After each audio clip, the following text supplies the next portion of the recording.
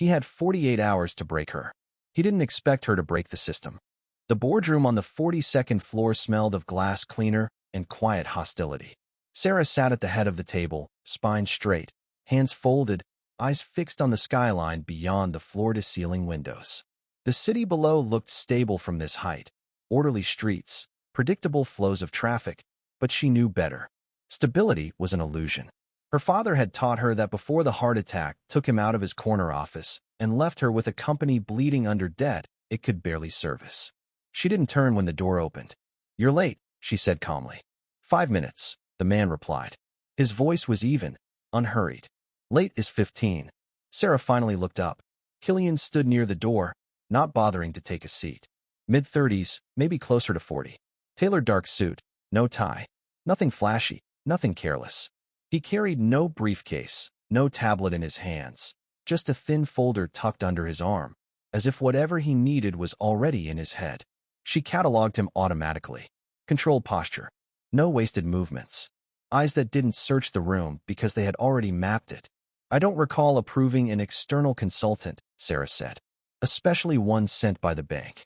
Killian stepped forward, placing the folder on the table, precisely aligned with its edge. "You didn't," he said. "Your loan agreement did." A faint murmur moved through the directors seated along the table. Sarah felt it immediately, the subtle shift of weight, the quiet interest. Pressure, applied gently. She kept her expression neutral. "Then you should address the board. I'm not your client." Killian's gaze didn't leave her face. "On the contrary," he said. "You are." Silence followed. Not awkward, intentional. Sarah leaned back slightly in her chair. "You have 10 minutes. Then you leave." 8, Killian corrected. "You'll want the last 2 to ask questions." That earned him a few raised eyebrows. Sarah didn't blink. "Proceed," she said. Killian turned to the screen at the end of the room. It lit up without him touching a remote. The first slide displayed the company's logo, her father's legacy, followed by a clean, ruthless breakdown of numbers she knew by heart. Cash flow constrictions. Supplier leverage. Exposure points she had spent months mitigating. He spoke without drama, without emphasis. Each sentence landed like a fact, not an accusation. "You're solvent," he said. "Barely. The problem isn't debt. It's time." Sarah interjected smoothly. "We're restructuring operations. The Q3 forecast is optimistic," Killian cut in, not raising his voice, "and dependent on 2 contracts that can be withdrawn with 30 days' notice." He glanced at the board, one of which already is. A director shifted in his seat. Another looked down at the table. Sarah's fingers tightened, just slightly. "You're making assumptions," she said. Killian finally looked back at her. "I don't make assumptions. I verify them." He tapped the screen once. A contract appeared, highlighted in yellow. Her deputy's signature sat at the bottom. The room went very still. Sarah's mind moved faster than her expression. That contract wasn't supposed to be renegotiated until next quarter. The signature, real. The timestamp, recent. "Forgery is a serious allegation," she said. "So is breach of fiduciary duty," Killian replied. "But we can call it a misunderstanding if that's more comfortable." Comfortable. The word didn't belong here. Sarah studied him again, more carefully now. He wasn't enjoying this. That, more than anything, unsettled her. There was no triumph in his eyes, no hunger for reaction. Just precision. "What exactly is your role?" she asked. Killian closed the presentation. "I identify structural weaknesses," he said. "Then I offer solutions. And the bank believes on the weakness." "The bank believes," he said, choosing his words carefully, "that your emotional proximity to this company is compromising your leverage." That landed harder than any number. Sarah stood. Several directors flinched. Killian didn't move. "My father built this company," she said evenly. "I won't allow it to be dissected by someone who walked in here 10 minutes ago with a spreadsheet and an attitude." Killian met her gaze, unblinking. "Your father built it in a different market," he said. "With different enemies." The word enemies lingered in the air. "You have 8 minutes left," Sarah said. "Use them wisely." Killian inclined his head, a gesture that could almost be mistaken for respect. "There is an acquisition proposal," he said. "Hostile in optics. Necessary in outcome. It consolidates debt, neutralizes board pressure, and removes internal saboteurs." Sarah laughed once, sharp and humorless. "You're describing a slow execution." I'm describing survival, he replied. She walked around the table until they were standing opposite each other, separated by polished wood and tension. And what do you get? She asked quietly. Killian didn't answer immediately. That was his first mistake. I get paid, he said finally. For results. Sarah smiled. It didn't reach her eyes. Then here's a result for you, she said. This meeting is over. She turned to the board. We'll reconvene without external interference. The directors hesitated. No one stood. Killian picked up his folder. You'll see me again, he said calmly. Sooner than you'd like. Sarah didn't respond. As he walked out, she felt it. Not fear, not anger, but something colder. A calculation had begun. The first call came less than an hour after the boardroom emptied. Sarah was still in her office, jacket draped over the back of her chair, reviewing the contract Killian had exposed. She hadn't needed legal to confirm it. The signature was real. The authority, delegated, conditional, but technically valid. Her intercom buzzed. Ms. Hale, her assistant said carefully. The Zurich account just froze outgoing transfers. Sarah's jaw tightened. On whose authority? Bank compliance. They cited covenant review. Of course they did. Get legal, Sarah said. And pull every communication my deputy had with external partners in the last 60 days. There was a pause. He resigned this morning. Sarah closed her eyes for half a second. Not long enough to be called weakness. Long enough to adjust. Effective when? She asked. Immediately. She ended the call and stood, moving to the window again. From above, the city still looked obedient. That illusion was thinning fast. Her phone vibrated on the desk. Unknown number. You should cancel your afternoon meetings. Sarah didn't hesitate. You should stop texting my private number. 3 dots appeared almost instantly. I don't have your private number. This is the only one you're using. Her fingers hovered, then typed. That's not possible. It is, Killian replied. When every channel routes through corporate servers. Sarah stared at the screen. Not panic, analysis. This is harassment. This is courtesy. Your supplier in Rotterdam is about to invoke a force majeure clause. If you're in a meeting when it happens, you'll look unprepared. A notification slid down from the top of her screen. Incoming call, Rotterdam Logistics. Sarah answered without breaking stride. When the call ended 10 minutes later, she was still standing. They hadn't invoked the clause. They had expressed concern, requested reassurances, asked for revised timelines she couldn't yet give. Killian's name burned in the back of her mind, uninvited. Her office door opened without a knock. Don't, Sarah said, not turning. The man froze mid-step. Sorry, one of the directors said. We thought you should know. The bank requested an emergency review session. Tonight. Sarah turned slowly. Tonight. They're questioning leadership stability. Of course they were. Who raised the concern? She asked. The director hesitated. That told her everything. Get out, Sarah said calmly. I'll handle it. When the door closed, the silence felt heavier than before. Her phone vibrated again. You see the pattern now. She typed back slowly. You engineered this. No, Killian replied. I accelerated it. Sarah sank into her chair, forcing herself to breathe evenly. You destroyed my deputy. He destroyed himself. I just removed the insulation. She deleted the message thread, knowing full well it meant nothing. At 6 sharp, her legal counsel called. At 6:15, procurement followed. At 6:30, IT reported a temporary audit restriction on her remote access. Bank mandated, reversible, but humiliating. By 7, she understood what Killian had done. He hadn't attacked her directly. He had removed everyone else. The emergency board session took place in a smaller conference room, stripped of ceremony. The directors avoided her eyes. The bank's representative appeared on screen, composed, regretful. We believe external oversight is necessary, the man said. At least temporarily. Define oversight, Sarah replied. A crisis consultant, he said. One with authority to approve strategic decisions. Sarah's lips curved in a thin smile. You mean Killian? The representative didn't deny it. He'll be available immediately, the man said. Given the current volatility, we advise cooperation. Advise. Such a polite word for coercion. The meeting ended with no vote, no signatures, just inevitability. Sarah returned to her office to find Killian already there. He stood near the window this time, hands in his pockets, city lights reflecting faintly in the glass. He hadn't asked permission. He hadn't needed to. Your access badge still works, he said. For now. Sarah closed the door behind her. Slowly. Deliberately. You staged a collapse, she said. I prevented a free fall, Killian replied. There's a difference. You isolated me. He turned to face her fully. I simplified your environment. She laughed quietly, the sound brittle. You call this help?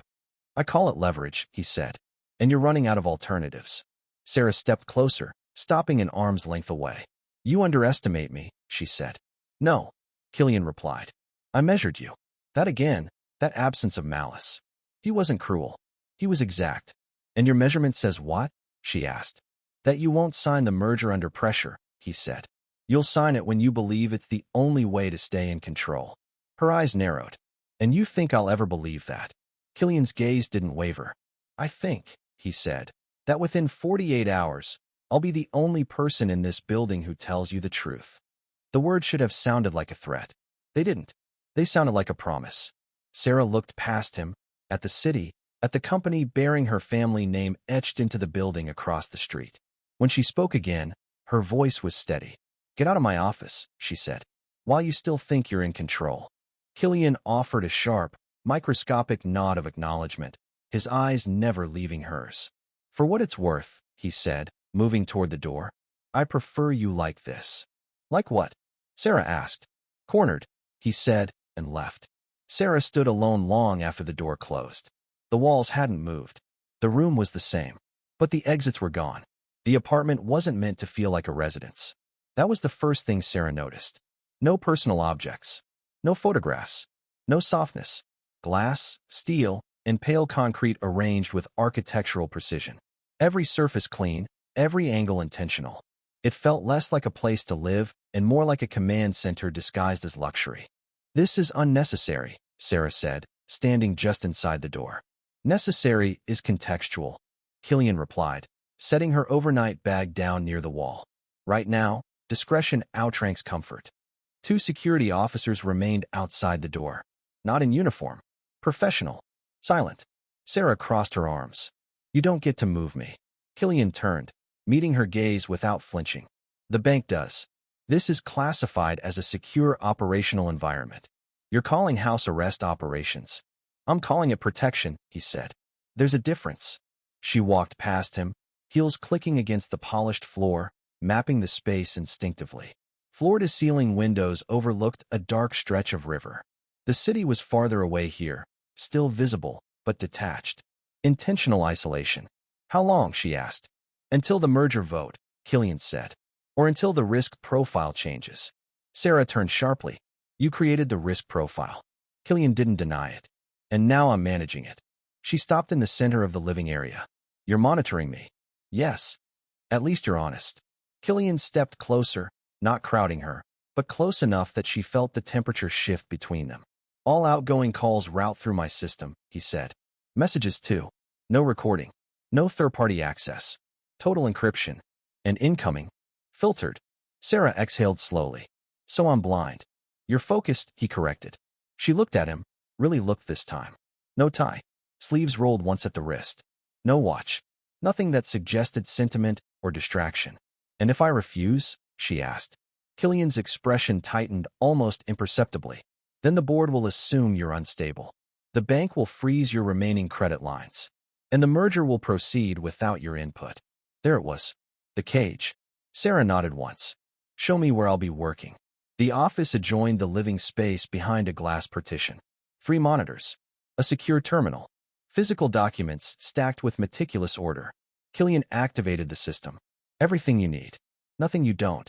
She dropped her bag and sat, immediately pulling up financial models. She didn't ask permission. She didn't need to. The first 12 hours vanished in a blur of caffeine and high-stakes modeling. They worked opposite each other, occasionally exchanging data, correcting assumptions, dismantling projections. Sarah noticed the pattern quickly. Killian tested her. Left gaps. Waited to see if she'd catch them. She did. Every time. You adjusted for supplier volatility, she said at one point. But you didn't factor in regulatory lag. Killian leaned over her shoulder, close enough that she caught the faint scent of soap and something sharper beneath it. Show me, he said. She did. His lips curved slightly, not a smile. Recognition.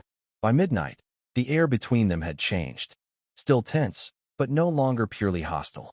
"You're not reacting the way most executives do," Killian said, leaning back in his chair. "Most executives aren't fighting for their father's name," Sarah replied. He studied her for a long moment. "Sentiment is a liability. So is underestimating it." Silence again, thicker now.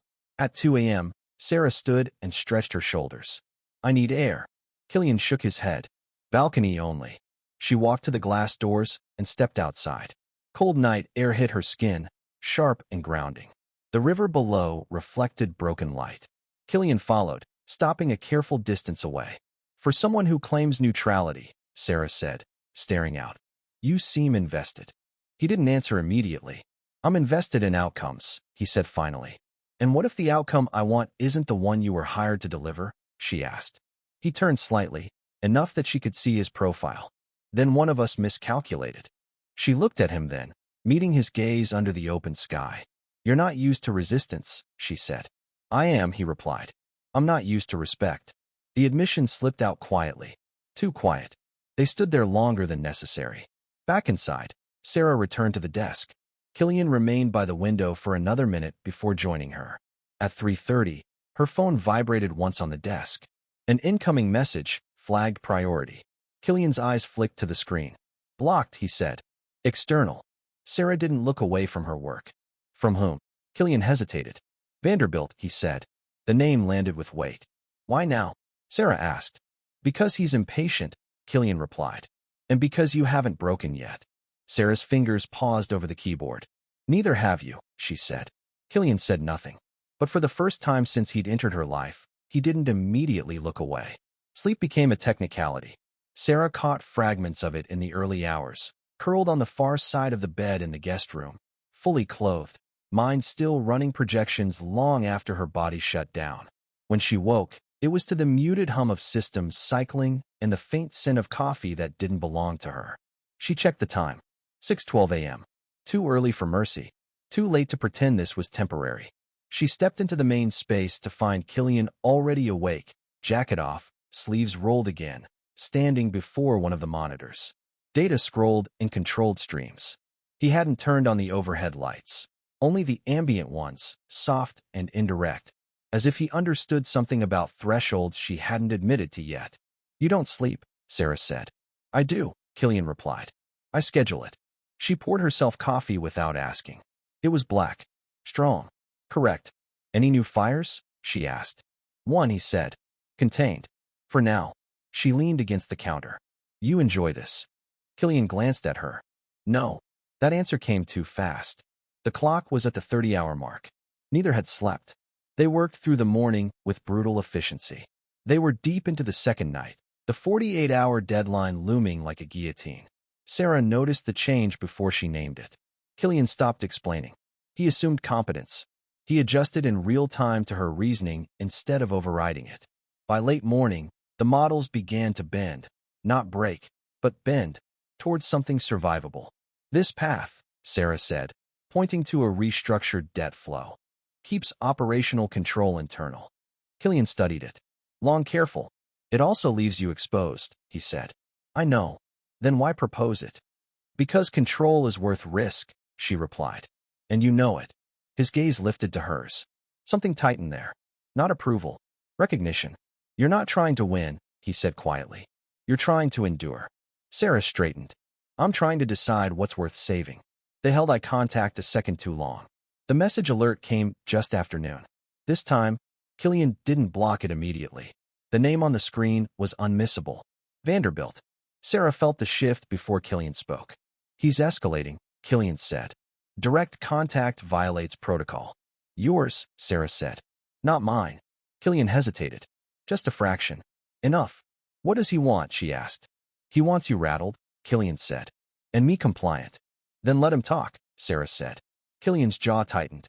"That's not advisable." "I didn't ask if it was advisable," she replied. "I asked you to let him talk." Silence stretched. Killian looked at the screen, then back at her. "You're pushing," he said. "I'm testing," Sarah replied. Finally, he nodded once and tapped the screen, routing the call through external audio only. Vanderbilt's voice filled the room, smooth, amused, unhurried. Sarah Hale, he said. I was beginning to think you'd gone underground. Sarah didn't sit. She didn't pace. She stood still. I don't take calls from ghosts, she said. Especially ones who lost their relevance 20 years ago. A soft chuckle. Still sharp. Your father always admired that. It's a shame he never learned when to walk away. Killian's eyes flicked to her face. You didn't call to reminisce, Sarah said. Get to the point. I called to offer clarity, Vanderbilt replied. Your company is already gone.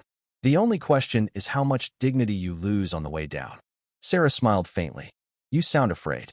Another pause. This one less controlled. Careful, Vanderbilt said. You're protected now. Temporarily. Sarah glanced at Killian. Is that so? Vanderbilt followed the glance, though he couldn't see it. Mr. Killian is very good at his job, he said. But even he understands deadlines. The call ended without goodbye. The room felt colder. Killian exhaled slowly.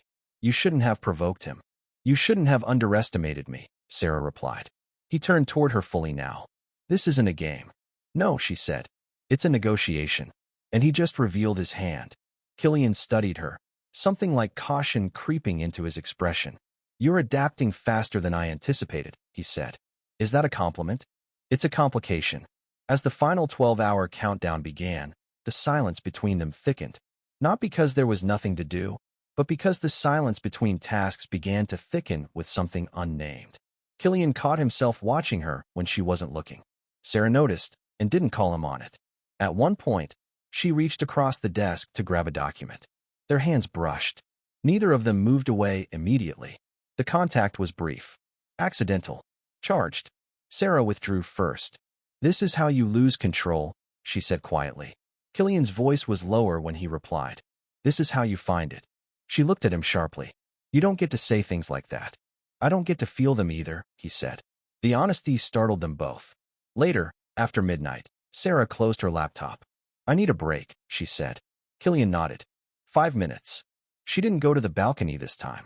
She went to the kitchen, poured herself a glass of water, and leaned back against the counter. Killian followed, stopping a careful distance away again. You were right earlier, he said. About sentiment. She raised an eyebrow. I'm shocked. It's dangerous, he continued. But it's also motivating. She studied his face, the lines she hadn't noticed before. You don't talk like someone who plans to walk away clean. Killian looked at her, really looked this time. I didn't plan to care, he said. That's the fracture. The word hung between them. Sarah set the glass down slowly. Fractures spread. Yes, Killian agreed. If you put weight on them. Their eyes locked. The air tightened, electric, restrained. Neither of them crossed the distance. But something irreversible had shifted, and they both knew it.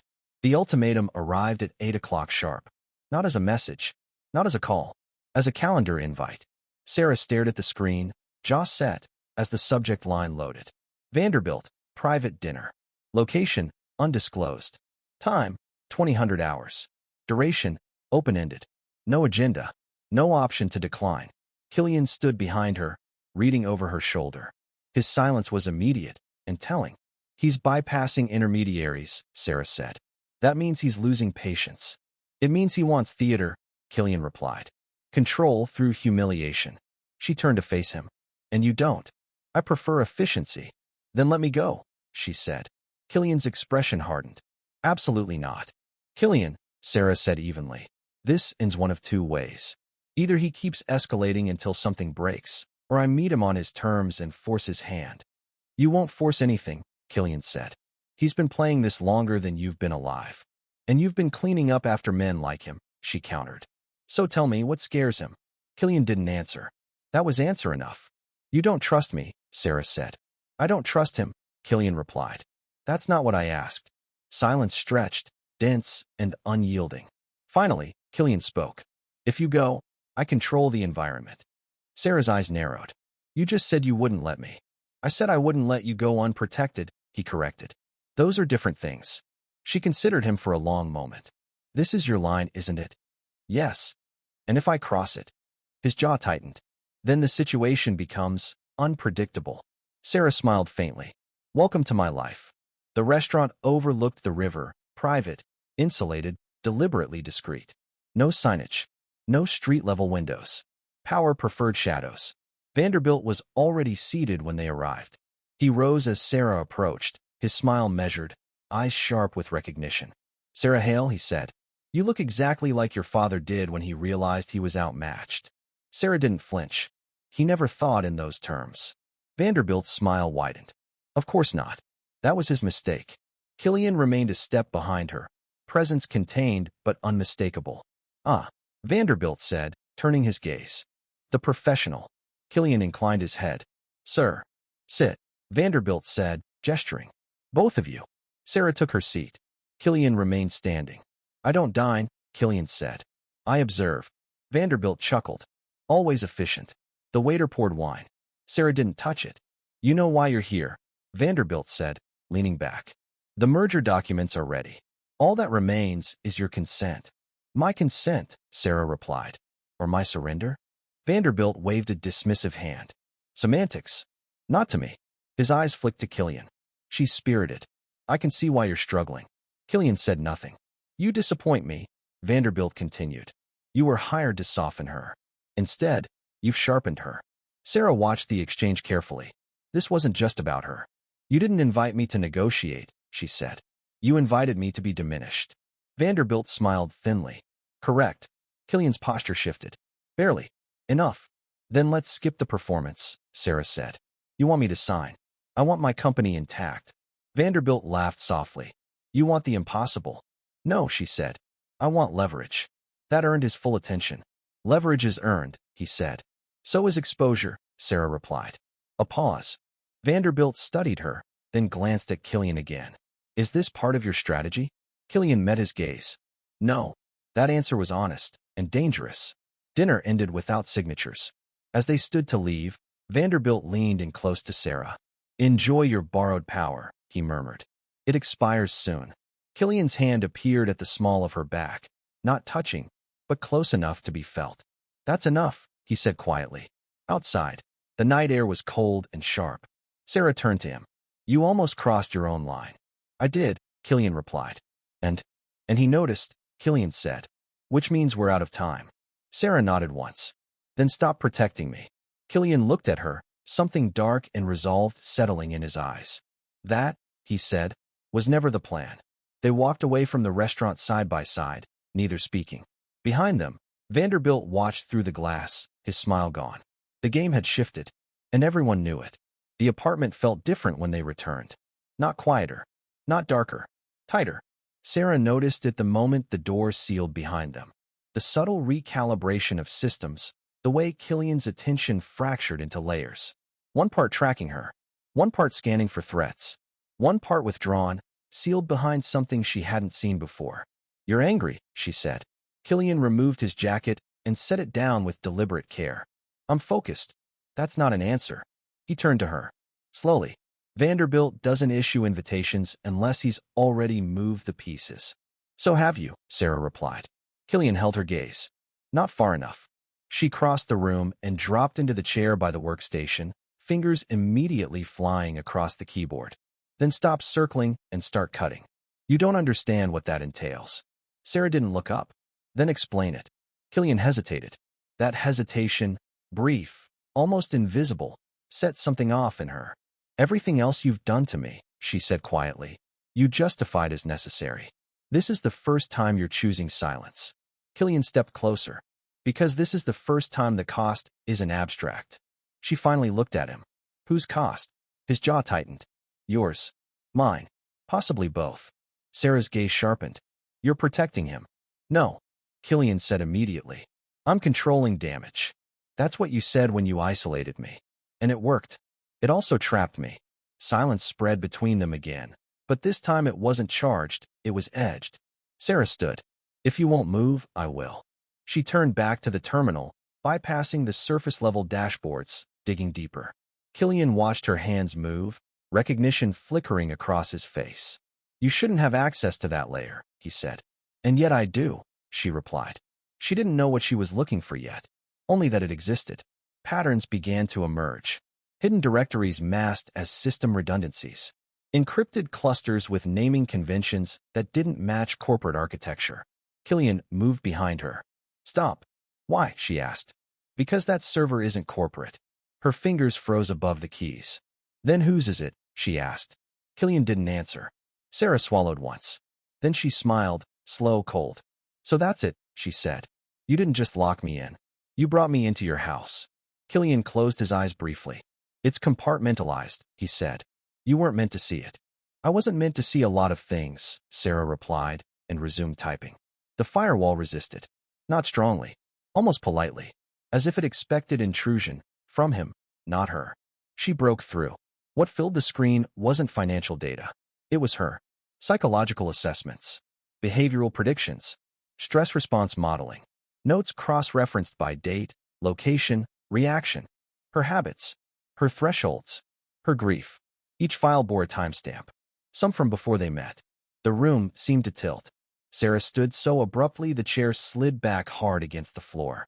You studied me, she said, voice eerily calm. Killian didn't deny it. I prepared. You mapped my weaknesses. Yes. You weaponized my life. I optimized the approach. The words landed wrong. Sarah laughed softly. You optimized me. He had mapped her grief, but he had ignored her pedigree. Her father hadn't just taught her how to read balance sheets. He had been an obsessive architect of security systems. Long before she could drive, he'd forced her to navigate digital labyrinths as a game. Killian had brought her into his house, forgetting that she grew up learning how to pick locks from the inside. Killian stepped forward. Sarah, don't, she said sharply. Don't say my name like that. She turned back to the screen, scrolling faster now. A final folder opened. Merger, compliance path /subject, S, Hale. At the bottom, a single line note. Emotional leverage likely to destabilize subject by day 4.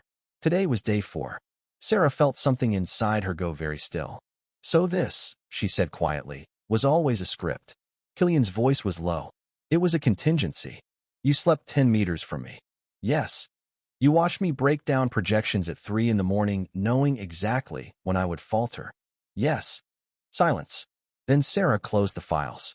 Slowly, carefully. She turned to him, expression unreadable. You made one mistake, she said. Killian's eyes searched her face. Which one?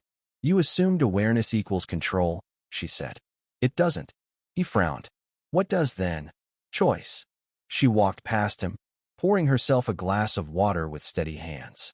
You thought the cage worked because I didn't fight it, she continued. But I was learning the bars. Killian's voice dropped. You're not safe if you turn this into a game. She met his gaze over the rim of the glass. You already did. He took a step toward her. I never intended to hurt you. That's irrelevant, Sarah replied. Intent doesn't erase design. Another beat. Then she smiled. Not brittle. Not broken. Strategic. I'm not exposing you, she said. Not yet. Killian stiffened. Why? Because you're compromised, she said. And compromised assets are useful. His eyes narrowed. You think you can manipulate me?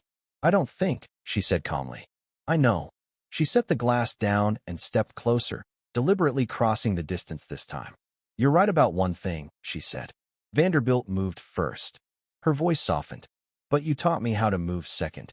For the first time since this began, Killian didn't have a response. And in that silence, the balance shifted. Not loudly, not dramatically, but permanently. Sarah slept that night. Not deeply, not peacefully, but deliberately. Killian didn't. He remained in the main space long after the lights dimmed, seated in front of darkened monitors, hands clasped, posture rigid. He replayed the last 24 hours with forensic precision, not to find mistakes, but to confirm the one truth he could no longer avoid. He had lost informational superiority, and worse, he had given her the blueprint. At 6:40, Sarah emerged from the guest room fully dressed, composed, hair pulled back with the same ruthless efficiency she applied to balance sheets. You're up early, Killian said. I didn't sleep in, she replied. I woke up. She poured coffee. Didn't offer him any. I want access, she said. Killian didn't pretend not to understand. To what? Everything, Sarah replied. Your channels. Your monitoring layers. Your contingency paths. That's not negotiable. She turned to face him. Then neither is my cooperation. Silence followed. Long dense. You already have leverage, Killian said finally. You don't need more. I don't want leverage, Sarah replied. I want symmetry. That's not how this works. That's how it works now. Killian studied her with a new lens, one he usually reserved for adversaries worth respecting. Her posture was calm, her breathing steady. No tells, no anger bleeding through. She wasn't reacting anymore. She was planning. You give me full visibility, she continued, or I assume every move you make includes a hidden cost to me. And if I refuse, then I start building redundancies you won't see coming. He believed her. Killian moved to the terminal and unlocked a secondary interface. Not all of it. Enough. Read only, he said. For now. Sarah stepped beside him. Close. Intentional. That's fine, she said. I don't need to touch the knife to know where it's kept. They worked in parallel for hours, dismantling Vanderbilt's pressure network piece by piece. Sarah noticed how Killian slowed his explanations, just enough for her to internalize not just the what, but the why. He was teaching her, whether he meant to or not. At 11:22, an encrypted ping hit Killian's private channel. He stiffened instantly. Sarah noticed. That him? Yes. Answer it. Killian shook his head. Not yet. Sarah tilted her head. You're hesitating again. Because this one matters. So do I, she replied evenly. That landed. Killian accepted the call. Vanderbilt's face appeared on the screen this time. No pretense of audio-only civility. His expression was sharp, displeased. You're slipping, Vanderbilt said without greeting. Both of you. Sarah stepped into frame deliberately. Good afternoon, she said. I'm glad you stopped pretending I wasn't in the room. Vanderbilt's eyes narrowed. You've grown bold. I've grown informed, Sarah replied. There's a difference. Killian watched the exchange carefully. This wasn't part of any scenario he'd built. You have 48 hours, Vanderbilt said, eyes flicking between them. Sign, or I dismantle what's left. Sarah smiled faintly. You already tried that. And succeeded, Vanderbilt said. Your board is compliant. Temporarily, Sarah replied. You underestimated their tolerance for uncertainty. Vanderbilt laughed. You think fear works in your favor? No, she said. I think impatience works against yours. Killian's gaze snapped to her. Vanderbilt leaned forward. You're playing above your weight. Sarah didn't blink. So did my father. Until he didn't. A pause. That's enough, Vanderbilt said coolly. Mr. Killian, I expect results. Killian met his gaze. You'll get resolution. See that I do, Vanderbilt replied, and ended the call. The apartment felt colder afterward. Killian turned to Sarah. You just accelerated his timeline. I compressed it, she corrected. There's a difference. You're forcing a confrontation. Yes. That puts you in danger. So does waiting. They stood facing each other, tension no longer hidden beneath professionalism. It was open now. Sharp. You're not supposed to be this good at this, Killian said quietly. Sarah's expression softened, just a fraction. You built the system. You forgot the variable. Which one? Me. That night, Sarah initiated the move. She routed a controlled leak. Minor, plausible, strategically useless. A decoy designed not to hurt Vanderbilt, but to signal awareness. Killian watched it unfold in real time. You're baiting him, he said. I'm mapping his reflexes, she replied. He won't resist correcting the narrative. And he didn't. Vanderbilt responded within hours, aggressive, direct, sloppy. Sarah cataloged everything. By midnight, the power balance had shifted again, not fully, not safely, but unmistakably. They stood by the window, city lights scattered beneath them like exposed circuitry. You could still walk away, Killian said. Let me finish this. Sarah shook her head. That version of me doesn't exist anymore. He looked at her then, not as a client, not as a liability, as an equal threat. You understand what this makes you, he said. Yes, Sarah replied. Necessary. The words settled between them, heavy and intimate. Killian turned back to the city. Then we finish it together.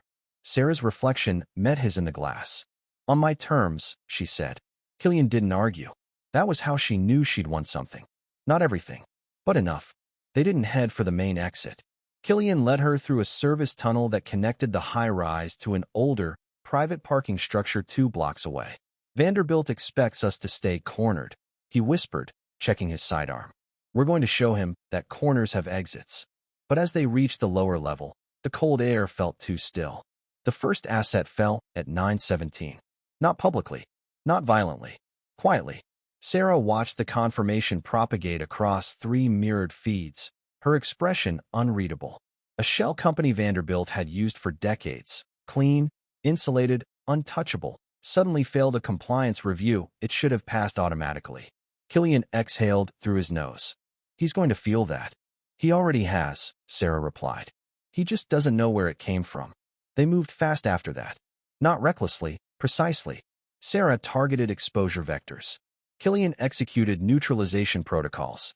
Every move built on something prepared long before this week, but never deployed together. By noon, Vanderbilt's legal buffers were thinning. At 13:40, the retaliation came. A board member called Sarah directly. Unfiltered. Unapproved.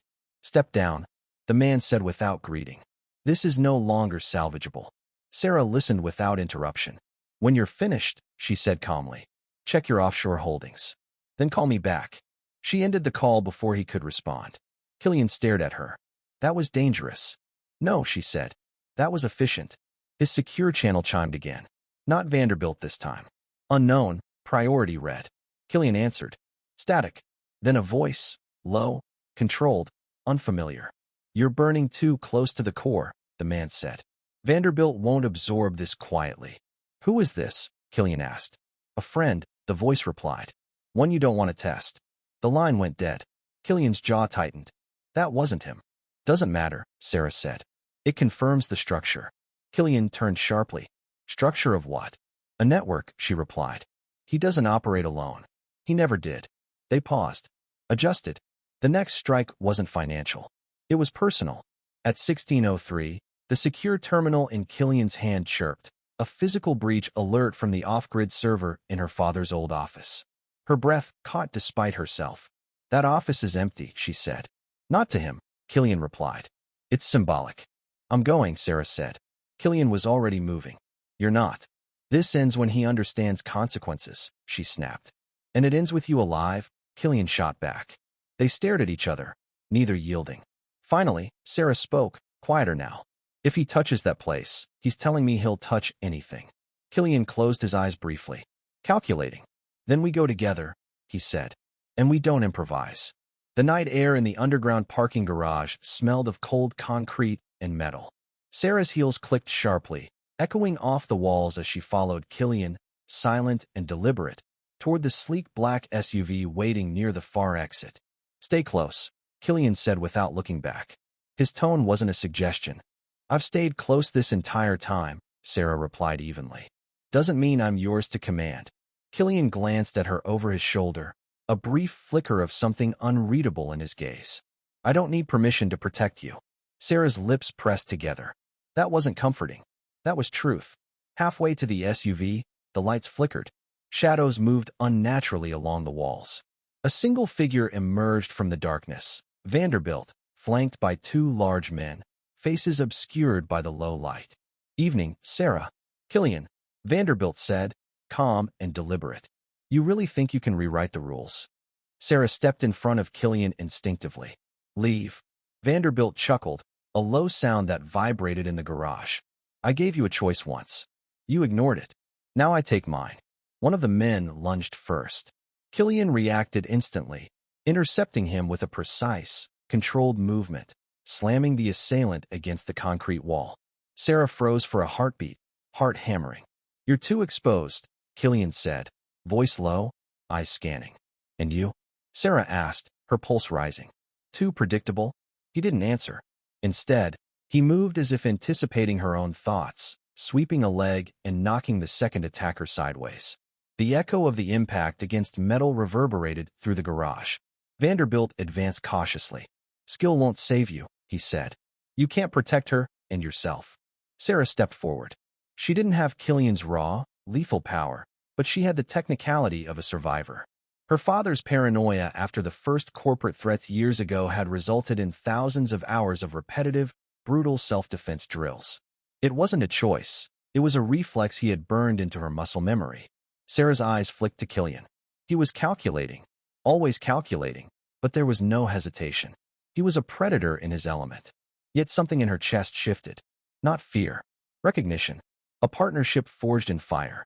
She stepped forward, unexpectedly, intercepting a second flanking blow herself. Her movement was sharp, deliberate.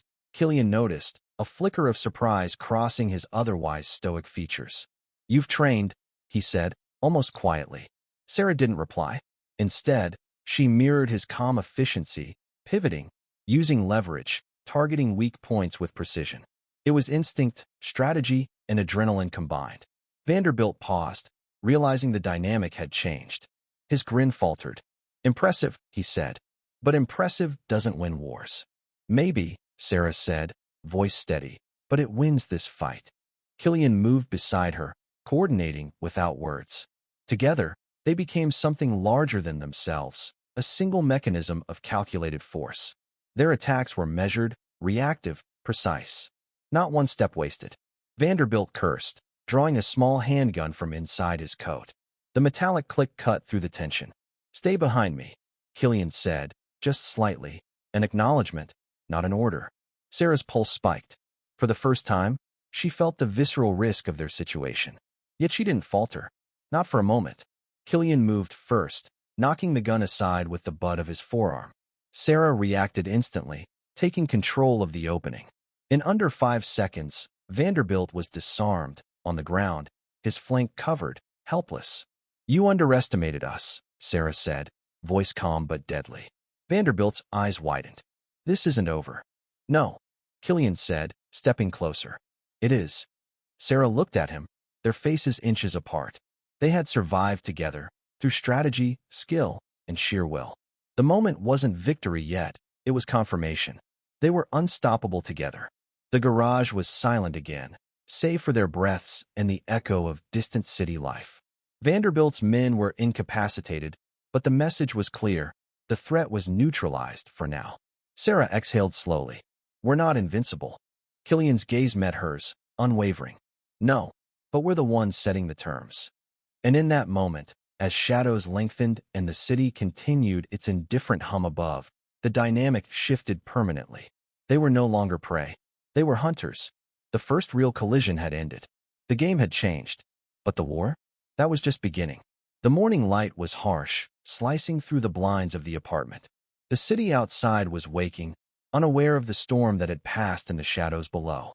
Sarah sat at the edge of the desk, reviewing the final reports. Killian stood behind her, arms crossed, watching silently. The tension that had defined the last week lingered, but it was different now. Not antagonistic. Controlled. Mutual. "Everything is contained," Killian said, voice low, precise. "Vanderbilt's network has been neutralized. The merger is off. Your company is intact." Sarah didn't look up immediately. "He'll recover." "Not fast enough," Killian replied. "And not without leaving trails you can exploit." She finally met his eyes. There was no relief, no triumph, only awareness. Awareness of what had been learned, what had been tested, and what had changed irreversibly. "You didn't have to come back on my side," she said softly. "I did," Killian said. "Because you became necessary." Sarah studied him for a long moment. She understood now. Control was no longer one-sided. The cage had been dismantled, but something else had been built in its place. A structure forged in shared strategy and trust, dangerous trust. "I suppose congratulations are in order," she said, a faint smile playing at her lips. Killian allowed himself a small nod. "We survived." "Survived," Sarah repeated. Then, her tone shifted, commanding, deliberate. "Now we move forward on my terms." Killian tilted his head, intrigued. "Which are?" Sarah stood, collecting a small bag of essentials. "We leave the city. Together. I run the game from here. You follow if you can keep up." Killian's eyes glimmered, a spark of rare amusement in the otherwise unreadable mask. "I always keep up." Outside, the city roared with life. In their vehicle, side by side, neither spoke. Words were unnecessary. Each knew the other's mind, motives, and limits. They were partners now. Dangerous. Calculated. A unit forged in fire and betrayal. Sarah glanced at Killian as the skyline disappeared behind them. "You taught me everything," she said softly. "Now it's my turn." Killian met her gaze with a look that held the finality of a sealed contract, silent and absolute. And with that, the game truly began. No more cages. No more scripts. Only new rules. And neither of them intended to lose.